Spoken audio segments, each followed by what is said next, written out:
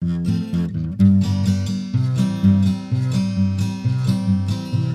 ka ba mahibulong sa palibot ta karon? Daghan kaayong mga relihiyong ibon mo murag buhok magwali sa kadalanan, radyo o telebisyon, perminti nilang sumsuman katolikong magtulunan. Kung huyang imong pagtuo sa simbahang katoliko, lagmit ka mahinuan sayop nga pagtulunan, kay ang Dios to pasidaan kanatong iyang katawhan, mga laglag ug mapukag tungod sa kagulag kaala. Magpakabana na kita karong panahona, ug kikinahanglan magtuki gayon kita sa pagtuotang gihuptan diya sa atong simbahan, aron atong mapanalipdan katolikong pagtulunan.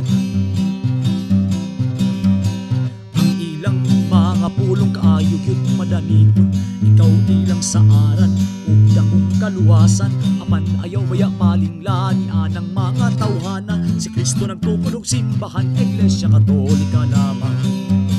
Magpakabana na kita karong panahona, ug kikinahanglan magtuki gayon kita sa pagtuotang gihuptan diya sa atong simbahan, aron atong mapanalipdan